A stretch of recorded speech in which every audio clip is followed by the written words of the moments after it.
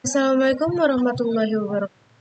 Perkenalkan kami dari kelompok 9. Di sini kami akan mempresentasikan tugas berbasis proyek, yaitu eksperimen acak dari mata kuliah teori.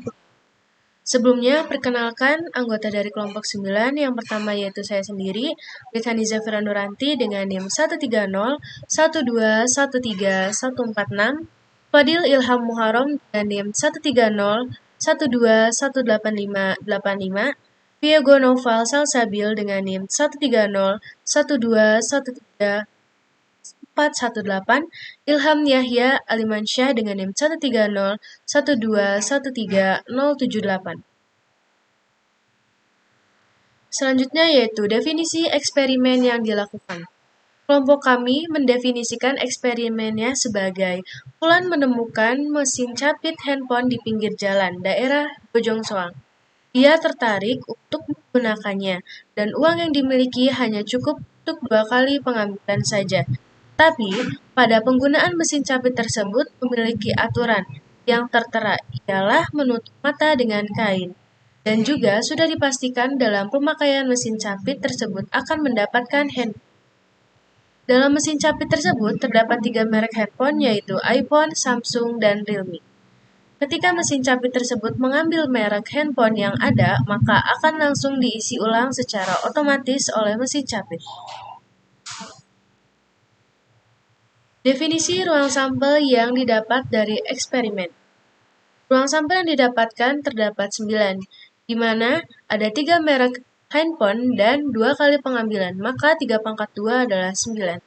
Dengan keterangan S adalah Samsung, I adalah iPhone, R adalah Realme, maka ruang sampel yang didapatkan adalah SS, SI, SR, II, IR, IS, RR, RS, dan RI.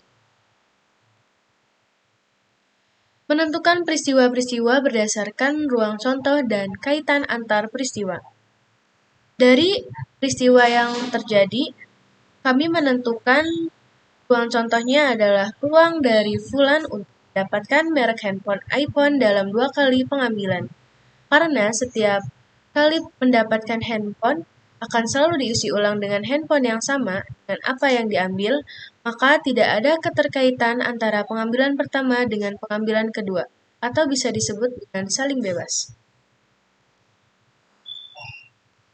Hitung nilai peluang dari peristiwa yang sudah ditetapkan.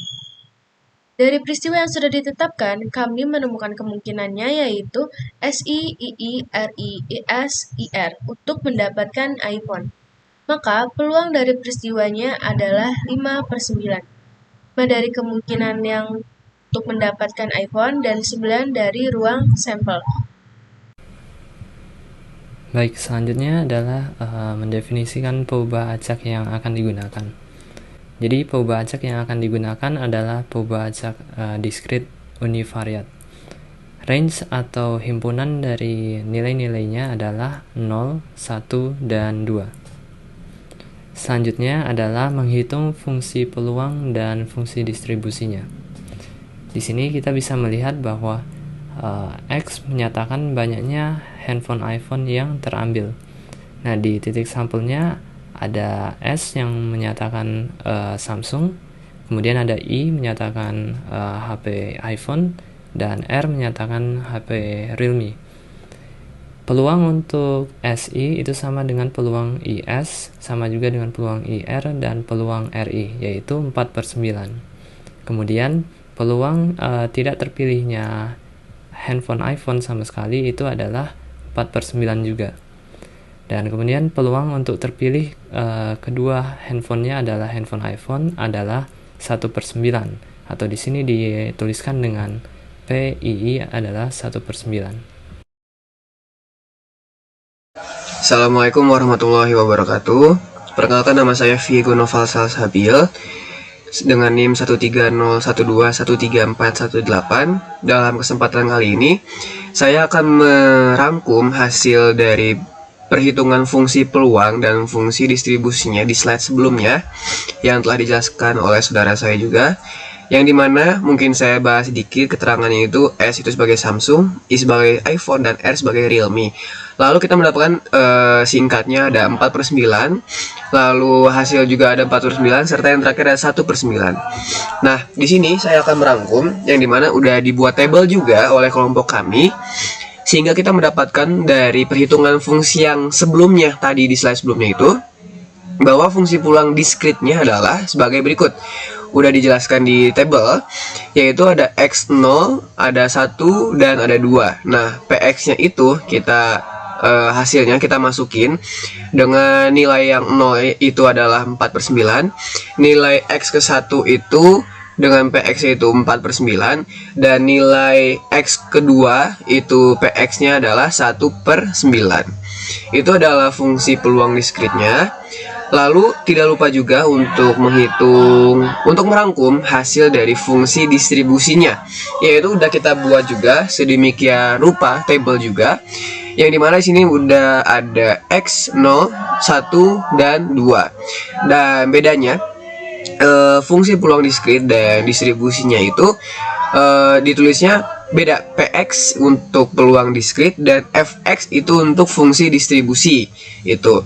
Nah, lalu untuk hasilnya sendiri, sesuai perhitungan yang tadi telah dihitung, kita mendapatkan X0 itu FX-nya 4/9, X untuk nilai 1 itu FX-nya 8/9, dan X kedua itu adalah FX-nya itu adalah 1. Dan itu adalah rangkuman dari saya berupa hasil dari perhitungan fungsi peluang diskrit dan fungsi distribusinya.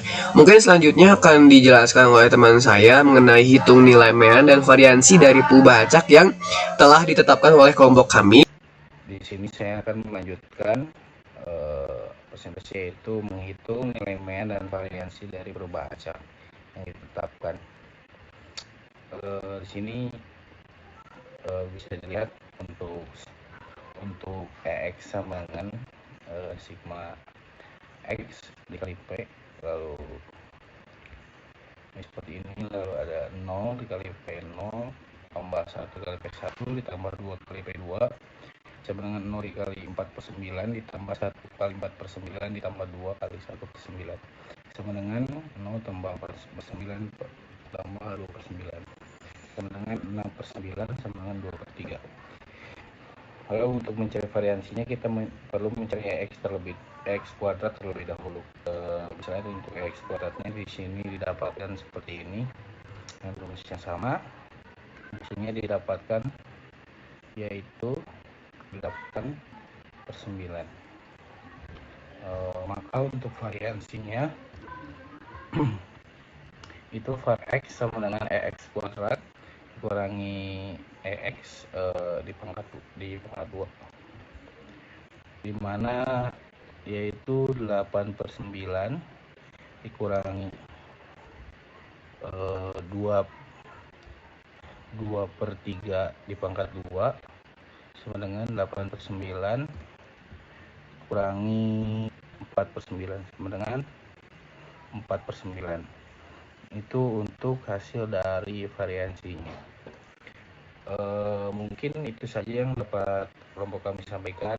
Kurang lebihnya saya mohon maaf sebagai perwakilan kelompok. Terima kasih banyak atas perhatiannya. Mungkin cukup sekian penjelasan dari kelompok kami, mulai dari definisinya, fungsinya, lalu penjelasan, menghitung fungsi peluang dan fungsi distribusi, sampai yang di akhirnya itu kita menghitung nilai mean dan variansi dari perubahan acak yang telah kita tetapkan. Bila ada salah dari kami, kelompok kami, mohon maaf yang sebesar-besarnya karena kami juga masih dalam tahap pembelajaran. Dan terima kasih yang sebesar-besarnya juga kepada orang-orang yang setelah memperhatikan presentasi dari kami. Apabila ada kesalahan, saya sekali lagi meminta maaf mewakili kelompok dari saya. Saya tutup langsung. Wassalamualaikum warahmatullahi wabarakatuh.